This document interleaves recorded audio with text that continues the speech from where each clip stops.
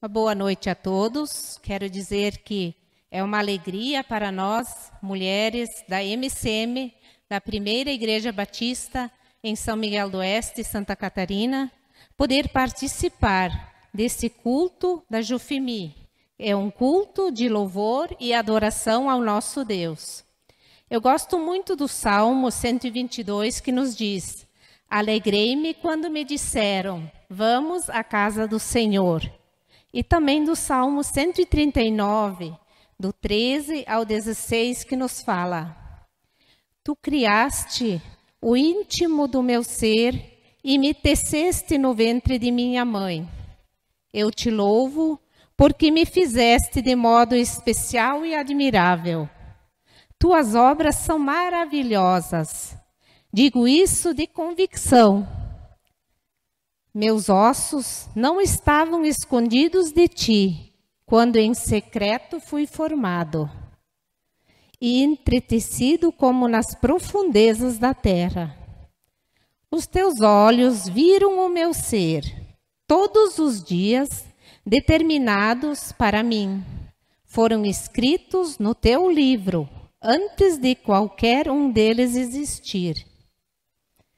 Nosso Deus realmente é maravilhoso e Ele merece todo o nosso louvor e gratidão. Por isso, vamos interceder a Deus em oração. Pai amado, Deus de amor, eu te louvo por esse privilégio, Senhor Deus, de poder participar, Senhor. Eu te louvo porque tu tens cuidado das nossas vidas a cada dia. E eu te agradeço, Senhor, porque tu és um Deus fiel. Deus amado, nós colocamos diante de ti, Senhor, essa programação dessa noite, Pai. Que, ó Deus querido, tu possas, Senhor Deus, falar aos nossos corações através da mensagem que nós vamos ouvir, através dos louvores que vão ser entoados a ti. Pois tu és o Deus que merece todo o nosso louvor, tu mereces o melhor de cada uma de nós. Deus querido, nós colocamos em tuas mãos essa programação nessa noite. Em teu nome que eu oro e desde já agradeço. Amém.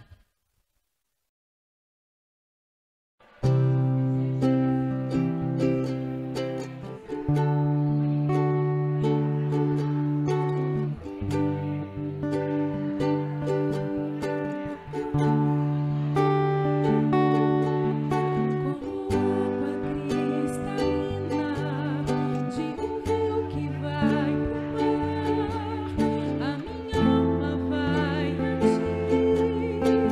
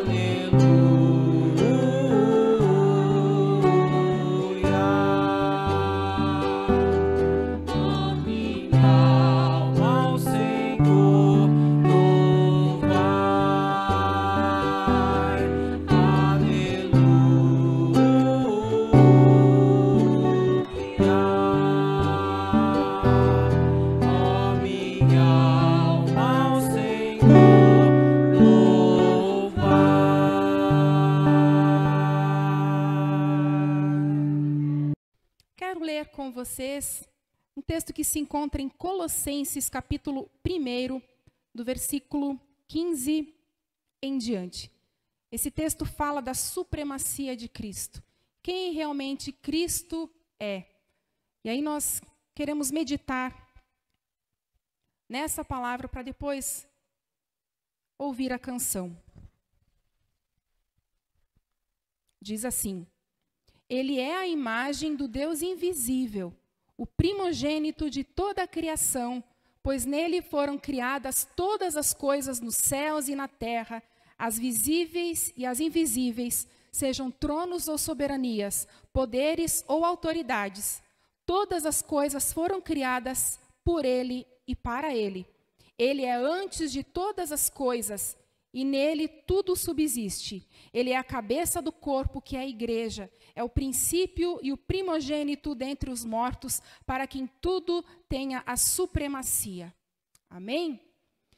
Que o nosso Senhor Jesus também possa ter essa supremacia na sua vida, na minha vida, ser o Senhor da nossa vida, do nosso coração, e que Ele possa reinar, não somente nesse lugar, nesse templo, nas programações, nas reuniões em que nós temos aqui, mas que Ele possa reinar sobretudo no teu coração, no meu coração, para todo sempre. Amém?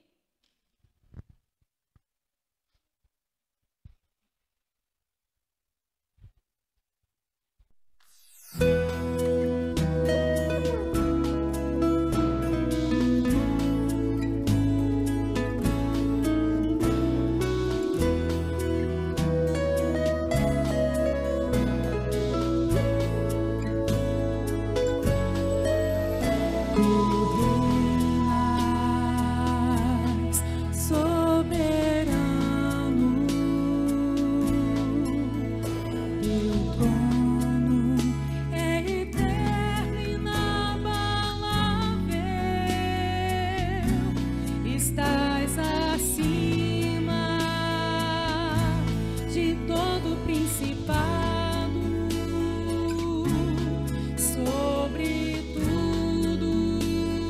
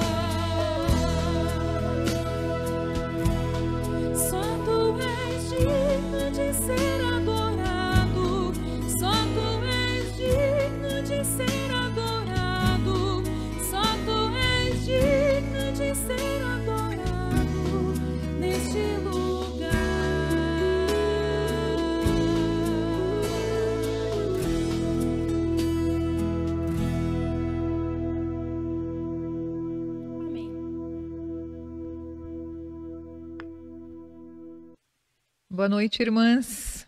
Tudo bom com cada uma de vocês? Graças a Deus estamos então aqui mais uma terça-feira para glorificar o Senhor, para bendizer o seu nome por tudo aquilo que Ele tem feito por nós. É uma bênção estar aqui novamente. E nosso tema então, né, vamos já falar sobre o que nos propusemos a fazer hoje. E o tema é idólatra, eu? É um tema que eu acredito que algumas ficaram se perguntando, né? Qual será o assunto? E também o que abordaríamos, né?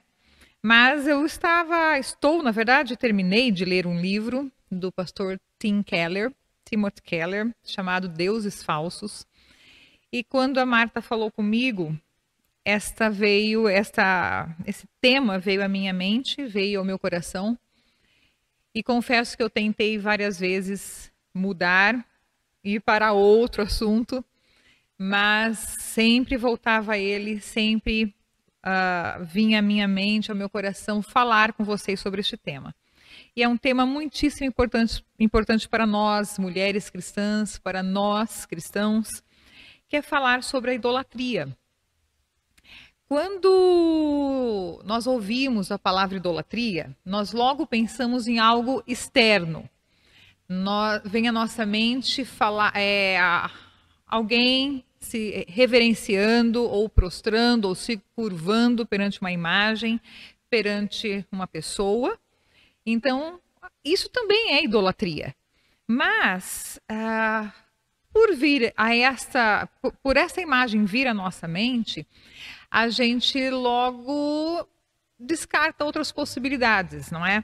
A gente não dá devida importância porque a gente pensa assim, bom, eu já me converti ao Senhor, eu já pertenço a Cristo, não tenho mais, né, não venero ídolos, já me desfiz de tudo que pudesse ser então considerado ídolos.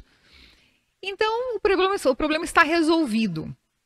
Mas esse é um engano, né? É um ledo engano, porque na verdade, né, a fé cristã, nós cristãos, somos perseguidos, tivemos e temos inimigos desde sempre, né?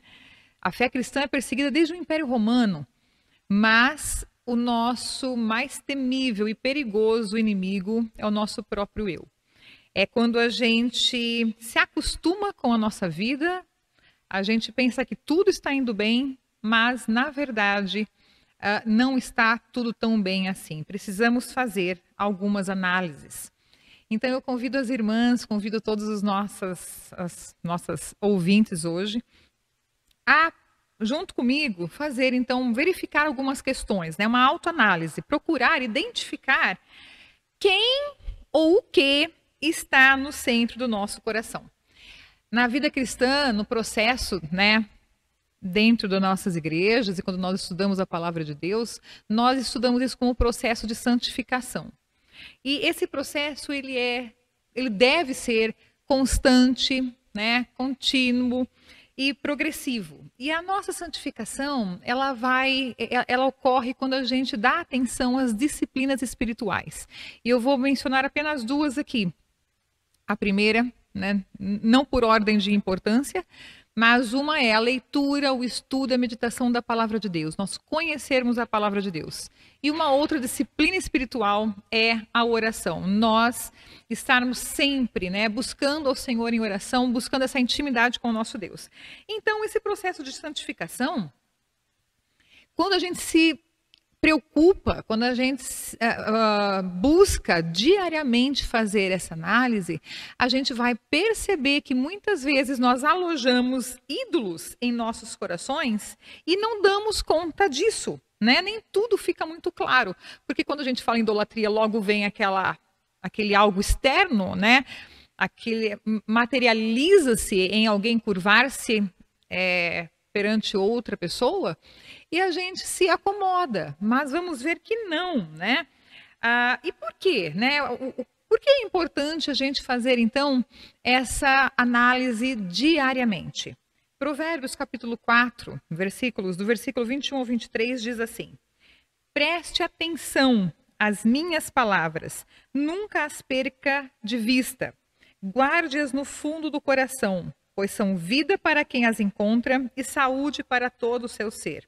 Acima de tudo, guarda o teu coração, pois dele depende toda a sua vida. Este é um conselho que o livro de Provérbios nos deixa. Guardar o nosso coração, porque dele procede tudo aquilo que depende da nossa vida. Então, se somos salvos em Cristo Jesus, se Cristo é o Senhor e Salvador da nossa vida, é Ele quem deve estar no centro das nossas vidas, no centro do nosso coração. Pastor Rousseau Shedd disse assim: é responsabilidade nossa de glorificar e honrar o nosso Criador.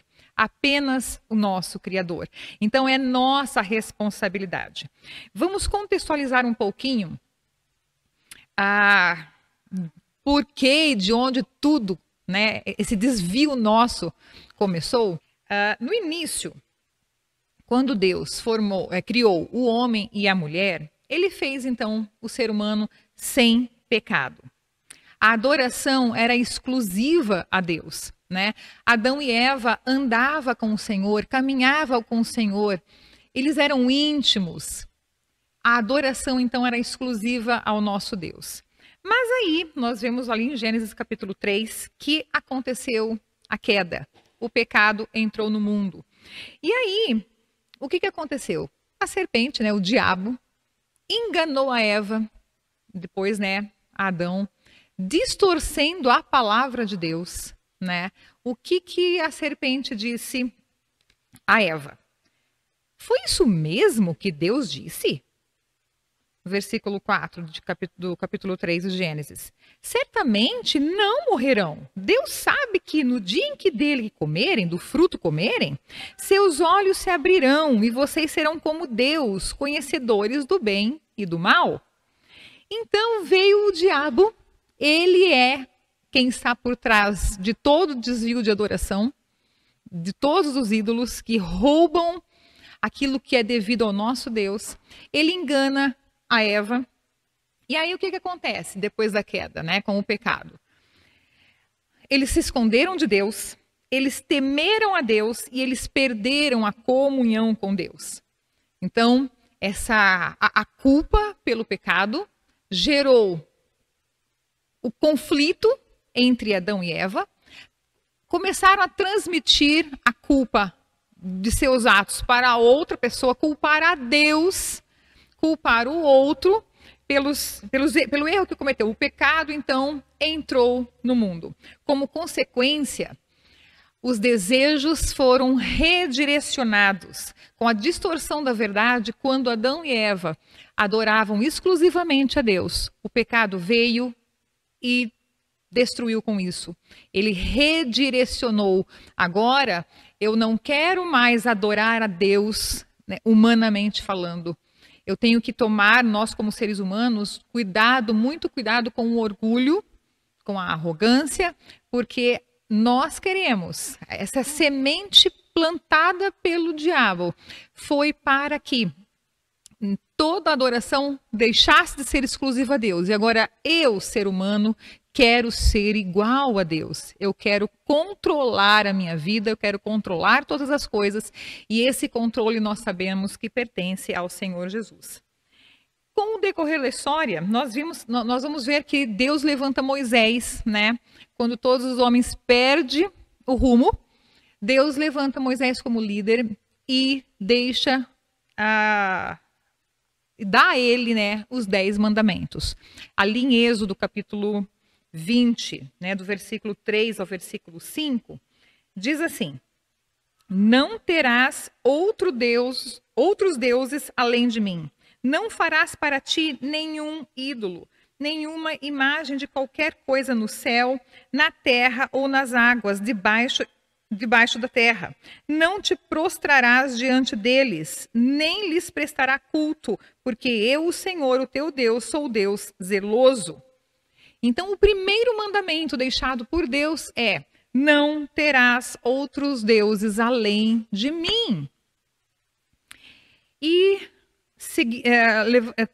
levando em sequência, né, nesse mesmo assunto, nós encontramos Paulo, o apóstolo Paulo, ali em Romanos, capítulo 1, do versículo 21 ao 25, também dizendo assim: porque, tendo conhecido a Deus, não o glorificaram como Deus, nem lhe renderam graças, mas os seus pensamentos tornaram-se fúteis, e o coração insensato deles obscureceu-se.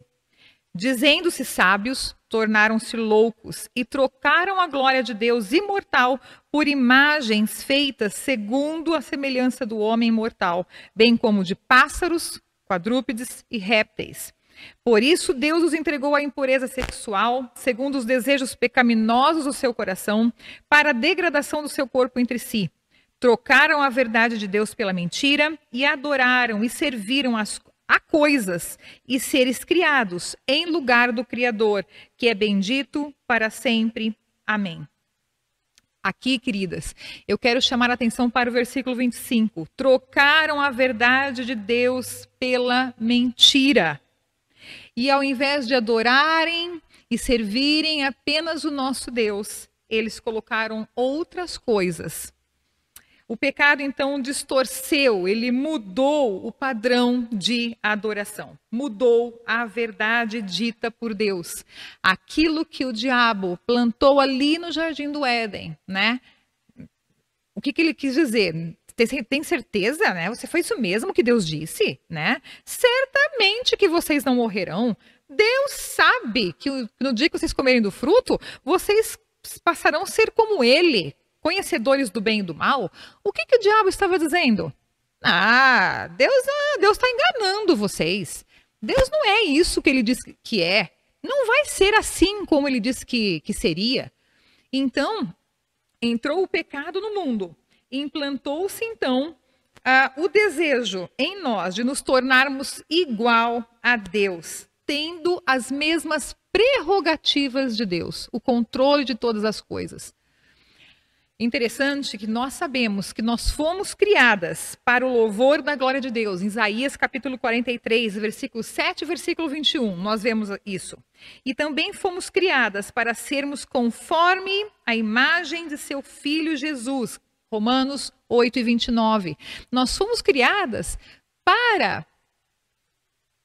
pela santificação, a cada dia, parecermos mais com o caráter de Cristo, na bondade de Cristo, no amor de Cristo. Não para ter as prerrogativas de Cristo como Deus. E é esse o cuidado que nós devemos ter quando nós tratamos o assunto de idolatria. E esse pecado, então, essa transgressão, trazemos em nossos corações até hoje, querer ser como Deus. Transgredimos e queremos controlar todas as coisas. Agindo assim, quando nós agimos desta maneira, em querer ter o controle de toda a situação, em resolver todas as coisas por nós mesmas, nós estamos dizendo, eu não preciso de Deus. Num relacionamento, né, vamos fazer colocar um exemplo, num relacionamento entre Deus, entre o homem e a mulher, o que acontece? Quando o casal precisa tomar uma decisão e um sozinho toma a decisão sem consultar e sem ouvir o outro, este que tomou a decisão está dizendo o quê? Às vezes, mesmo sem palavras. Olha, eu me basto, eu decido, não preciso te ouvir. O seu conselho, o seu parecer não é importante. Eu faço, eu controlo e eu sei o que eu estou fazendo.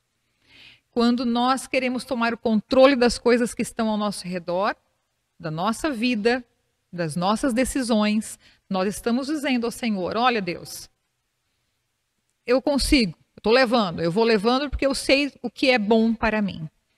E nós sabemos como isso acontece sempre. E às vezes não, né? Nós vamos correr atrás de Cristo, buscar a Deus em oração quando a situação já perdeu o controle. Quando nós não sabemos o que fazer. E é um erro, é um engano. Porque nós devemos buscar a orientação do Senhor Jesus para todas as coisas, sempre, né? Em primeiro lugar. Então, queridas, desta análise surge então a problemática da adoração. Calvino disse: idolatria é todo apelo excessivo por algo ou alguém que não é Deus. Ele também disse: o nosso coração é uma fábrica de ídolos. Martinho Lutero disse: seja o que for, a que seu coração se apegue e em que deposite a confiança, isso será realmente o seu Deus. Bill disse: aquilo que você adora é aquilo que você vai se tornar. Depois dessas colocações, aí a pergunta que fica é: ao que temos colocado, no que temos colocado a nossa atenção? O que é que tem movido as nossas ações? E aí, a cada dia, precisamos fazer essa autoanálise para perceber, para ajustar as nossas lentes. Como vemos a Deus? No Decálogo, o primeiro mandamento, né, não terás outros deuses além de mim, e depois vem os outros mandamentos, a gente percebe que nunca infringimos os demais mandamentos sem antes ter infringido o primeiro.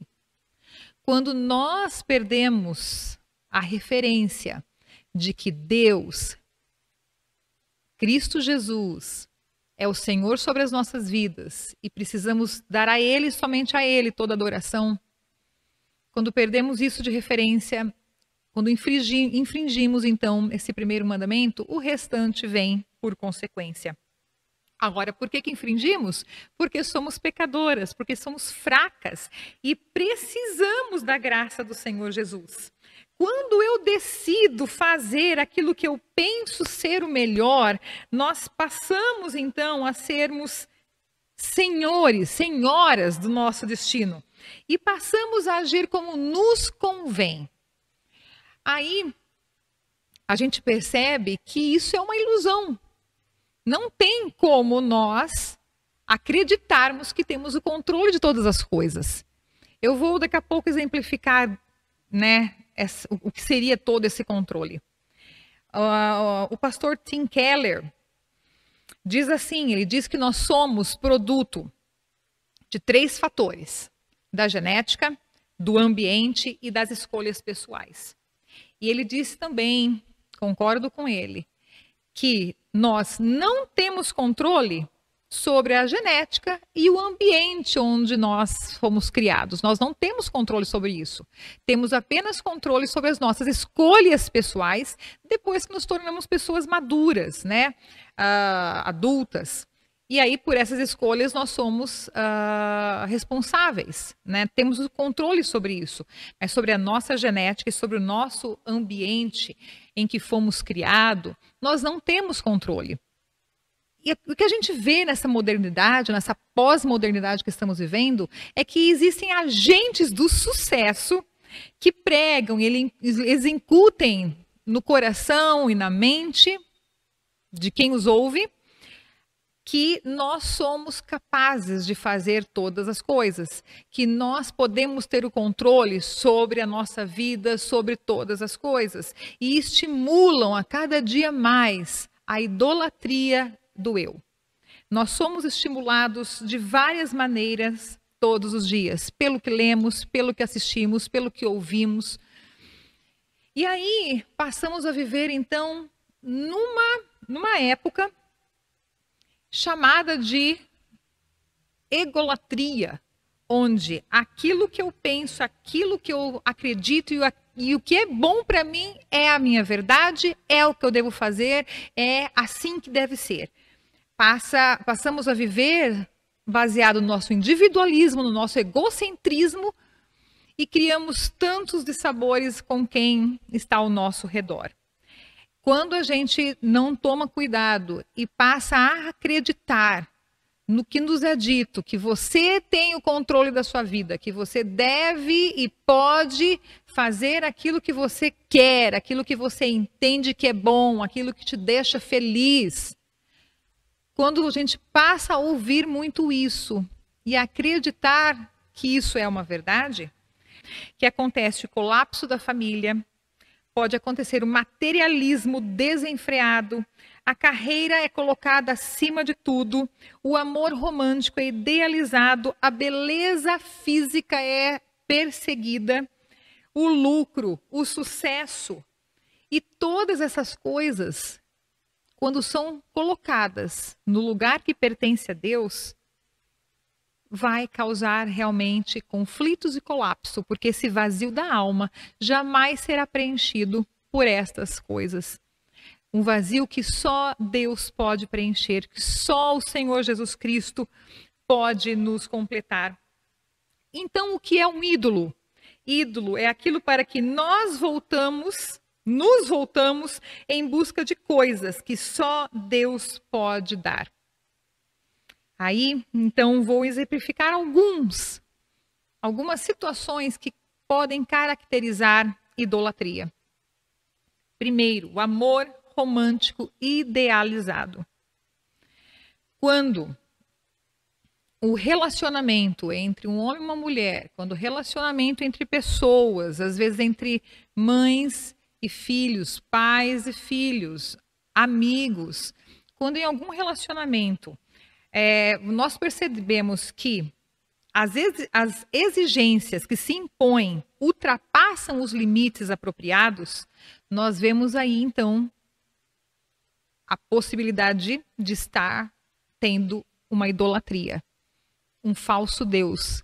Eu vou olhar para aquela pessoa e vou entender que, se acontecer alguma coisa que eu não possa estar com ela, a minha vida acaba. Você se predispõe a algumas brigas, intrigas, confusões para defender, às vezes, cegamente aquela pessoa, seja ela quem for, o seu cônjuge, o seu filho, o seu colega, o seu amigo, sem parar e pensar e ouvir as partes. Você não ouve outras opiniões e aquela pessoa sempre estará ali, em primeiro lugar. Então, são exigências que ultrapassam aquilo que é apropriado. Tim Keller vai exemplificar ele vai mais colocar como o amor romântico, né, entre homem e mulher. Ele vai falar sobre Jacó e Raquel. Ele vai colocar que o amor que Jacó tinha por Raquel era uma idolatria, porque ele trabalha 14 anos pelo casamento, por ter aquela mulher, Raquel, e 7 anos ele trabalhou por ela, né? Fez o acordo com o sogro, o Labão, e aí Labão enganou-o. Casou-se com Leia, a irmã de Raquel, sem saber, e depois ele quer a Raquel. Ele vai e trabalha mais 7 anos para ter Raquel. E aí a gente percebe que isso foge daquilo que é apropriado, dos limites. Muitas vezes a gente olha para esta configuração e fica, nossa, que lindo, que amor romântico. Mas será que nós paramos e conseguimos analisar que isso extrapolou os limites do bom senso? Por quê? Porque a gente vai perceber que mesmo depois, quando ele se casa com Raquel, que ele, né, tem ela como esposa, ele privilegiava Raquel e os seus filhos em detrimento de Leia e de seus filhos, causando conflitos, esse amor doentio causou um desajuste que produziu sofrimento por décadas naquela família. Então nós vemos aí um exemplo de um amor idealizado que extrapolou todos os limites. E devemos prestar atenção, porque paixão e entusiasmo acabam. Anseios também são passageiros. E aí C.S. Lewis coloca, e o tolo conjectura, se eu arranjar outra mulher, serei feliz. Então, o cuidado que nós devemos ter. Nós devemos amar o nosso cônjuge, nós devemos amar os filhos, os nossos amigos, né? as pessoas que nos rodeiam, amar com um coração sincero, mas tomar muito cuidado se este relacionamento, se esta entrega está passando dos limites, quando cegamente a gente toma atitudes que vão prejudicar alguém, né, ou mesmo a família. Uma outra situação é a idolatria religiosa. Aquela pessoa que tem a confiança na exatidão da própria doutrina para que seja aceito perante Deus e não no próprio Deus e na sua graça. São aquelas pessoas que confiam extremamente nas suas convicções que fazem, e essas convicções fazem com que elas se sintam superiores aos demais. Nós sabemos que dentro da vida cristã, dentro do cristianismo, existem alguns conceitos que são divergentes de uma igreja para outra, de uma visão para outra. São conceitos que não vão nos tirar da salvação em Cristo Jesus, não vão deixar que nós sejamos salvos em Cristo Jesus. Mas, às vezes, essas divergências se tornam problemas, conflitos de relacionamento entre irmãos. O cuidado que nós devemos ter, porque coloca essas convicções acima. Não se vê mais como um pecador, como o meu irmão, que pensa diferente, né? Uma personificação desta idolatria religiosa, que Tim Keller coloca, é a figura do zombador.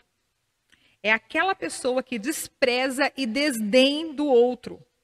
Ele zomba da forma com que o outro pensa, ele zomba da forma com que o outro entende alguma colocação. Ele se torna, então, presunçoso, arrogante, procura sempre a sua justiça própria, né? E despreza o outro, despreza aquele que pensa diferente. Temos também dentro dessa idolatria religiosa aquela pessoa que vive de forma moral, ilibada, e isso é o que nós devemos procurar, viver uma vida cristã saudável, mas o cuidado que devemos ter em não buscar reconhecimento por agir dessa forma. Eu preciso ser respeitada, eu preciso ser apoiado, meu nome deve ser colocado como um possível líder, porque eu sou uma pessoa que busco a santificação, e aí está o perigo. Então, esse é o cuidado que nós devemos ter quando nós passamos a agir desta maneira, né? Arrogantes e presunçosos, e às vezes a gente não percebe que estamos agindo assim. E é por isso que é tão bom, né? Nós, irmãs, mulheres, conversarmos, termos uma conselheira, uma amiga com quem nós podemos conversar e pedir, então, que fale, que tenha aquela abertura de dizer, olha, você está agindo de tal maneira, isso não tá legal, não está pegando legal da forma com que você se comunica. Então, é interessante nós termos, então, uma amiga, uma irmã, alguém que possa nos ajudar a fazer esse espelho. E aí, nós poderíamos falar sobre tantas outras coisas que roubam o lugar de Deus no nosso coração. Poderíamos falar sobre o dinheiro, pessoas que excessivamente correm, é o workaholic que trabalha, não tem tempo para a família, não tem tempo para os seus relacionamentos, para o descanso, porque precisa trabalhar e conquistar e ganhar e poupar e ter dinheiro. Então, o cuidado que devemos ter, porque isso está roubando, não tem lugar, não tem tempo mais para louvar a Deus, não tem tempo mais para meditar na palavra de Deus, ir à igreja e estar junto com os irmãos, porque precisa correr atrás do dinheiro, e com isso também é aquele que está atrás do sucesso, o reconhecimento pelo que você faz, pela sua profissão, pode estar roubando o lugar de Deus. Também pessoas, né? Nós falamos um pouco sobre isso já, esses relacionamentos disfuncionais que eu troco o tempo precioso que eu poderia estar meditando na palavra de Deus e buscando a Deus e indo à igreja, ou então fazendo tantas outras coisas, porque aquela pessoa me monopoliza de tal maneira que eu só tenho tempo para ela, eu só tenho olhos para ela, eu só ouço a ela. Isso é um grande perigo também. E algo que nós devemos tomar muito cuidado é com a estima, com o nosso próprio eu, com a nossa autoestima, né? Que é a opinião elevada que nós temos sobre nós mesmos, sobre as nossas habilidades, sobre as nossas realizações. Cuidado com isso, né? Quando eu estou tão habituada à correria do dia a dia, a nossa vida é tão agitada, que eu não paro para analisar, eu não paro para olhar o que é que eu estou fazendo, como é que tem sido as minhas conversas, como é que tem sido os meus relacionamentos. E às vezes na nossa fala, a gente extrapola alguns limites, a gente tem uma estima demais elevada sobre quem você é, sobre quem eu sou, sobre as minhas habilidades, sobre as minhas ações, sobre a minha profissão, sobre tudo aquilo que eu faço. Então, o que você quer? É a pergunta que Jesus fez lá em João capítulo 1 e 38, a 2 discípulos que queriam seguir. Quando eles se prontificaram a seguir a Jesus, Jesus olha para eles e diz: o que desejas? O que você quer? Deus, Jesus Cristo, não perguntou o que você sabe. Jesus Cristo não perguntou em que você crê, em que você crê. Jesus perguntou o que você deseja. Por quê? Porque nós somos o que queremos. Nossas ações refletem aquilo que nós amamos, aquilo que a gente admira. E aquilo que a gente ama, aquilo que a gente admira, vai definir as nossas escolhas. Quando algo se torna a nossa referência, quando uma pessoa se torna a nossa referência, exclusiva e constante, a tendência é a gente se vestir igual, a gente falar igual e a gente agir de forma igual à pessoa a quem a gente referencia. Nós somos aquilo que nós amamos. E aquilo que mais amamos, adoramos como nosso Deus. E aquilo que a gente tem como provavelmente um falso Deus no nosso coração, exerce controle sobre as nossas ações e sobre as nossas decisões. Quando a gente entra por este caminho e não percebe, um bom termômetro é: qual a opinião que eu tenho do meu Deus? Qual é uma opinião alta que eu tenho do Deus que eu sirvo? Se numa balança, o que aquela pessoa faz, o que aquela situação, a forma como aquela situação age e interfere nas suas ações estiver acima, tendo mais controle do que o que a Bíblia Sagrada diz, do que Deus diz para nós, houve uma substituição. É hora de parar, de analisar, porque aí pode estar acontecendo uma idolatria. A conclusão que Salomão chegou foi: tudo é vaidade, tudo passa. E o que precisamos fazer? Buscar o equilíbrio emocional. Pé no chão, olhar em Jesus e o coração movido pela graça de Deus. C.S. Lewis disse assim: se descubro em mim um desejo que nenhuma experiência deste mundo pode satisfazer, a explicação mais provável é que fui criado para um outro mundo. E isso é a verdade. Nós somos peregrinas e forasteiras nesta terra. Esta não é a nossa pátria, essa não é a nossa verdadeira terra natal. Como C.S. Lewis coloca, nós descobrimos que nós fomos criadas para outro mundo, para estar com Cristo Jesus. Então, quando o Senhor nos pergunta: o que queres? O que é que você deseja? É porque ele sabe que aquilo que eu desejo é aquilo que me move. E o que Jesus Cristo nos convida a fazer é estar com ele, segui-lo, desejar aquilo que ele deseja, almejar aquilo que ele almeja, ansiar por aquilo que ele anseia. E que possamos, nessa nossa caminhada, ansiar e almejar aquilo que Cristo, nosso Salvador, deseja. O cuidado que nós devemos ter é não ser ingratas e desprezar as bênçãos terrenas. Nós temos que tomar muito cuidado, porque ter um casamento, ter um marido, ter uma esposa, ter filhos é uma bênção. Ter uma boa profissão, ser bem-sucedida na sua profissão é uma bênção. Ter as amizades que você tem é uma bênção. Ter uma condição financeira mais tranquila também é uma bênção. Mas isso, todas essas circunstâncias, essas situações não podem estar no lugar que pertence a Deus em nosso coração. Nós precisamos compreender que todas estas bênçãos dadas por Deus, elas não vão jamais preencher o nosso, elas não são suficientes para preencher o nosso coração. Nós devemos manter acesa a chama do desejo pela nossa verdadeira terra natal.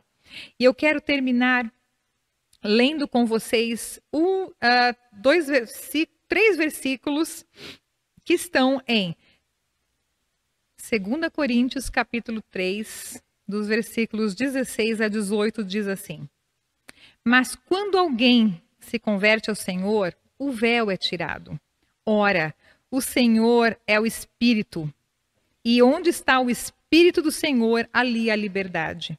E todos nós que com a face descoberta contemplamos a glória do Senhor, segundo a sua imagem, estamos sendo transformadas com glória cada vez maior, a qual vem do Senhor, que é Espírito.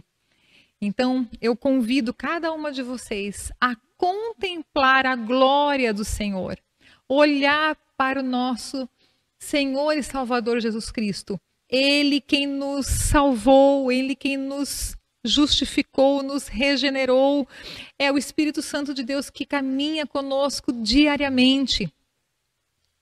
E é isto que é preciso a cada dia, essa autoanálise, esse processo de santificação, para diariamente eu identificar se estou fazendo aquilo que estou fazendo, se eu estou agindo como eu estou agindo, se eu estou escolhendo como estou escolhendo, movida pela sabedoria dada por Deus, pelo Espírito Santo que fala ao meu coração a vontade do Senhor. Então, minhas amadas, vamos buscar ao Senhor a cada dia, buscar Ele em primeiro lugar, porque todas as demais coisas, aquilo que será nos necessário, aquilo que nos é suficiente, o Senhor nos dará. Deus abençoe cada uma de vocês. Vamos orar? Senhor Jesus, nós te glorificamos e te bendizemos pelo que tu és. Não há outro Deus além de ti. Que possamos a cada dia, Senhor, ter a consciência das nossas falhas, dos nossos erros e daquilo que estamos fazendo, Senhor, que tem tomado o lugar que pertence a ti em nossos corações. Que possamos fazer essa análise, Senhor, a cada momento, para saber se o trono do meu coração pertence a ti. Se é a ti que eu busco, se são as tuas palavras, se a referência vem da Bíblia Sagrada para direcionar toda a minha vida, toda a nossa vida. Nos ajuda. Nós dependemos exclusivamente da tua graça e do teu amor. Fica com cada uma de nós. Nos ensina, Senhor, os teus caminhos. Para a honra e glória do teu santo nome é o que nós te pedimos. Amém.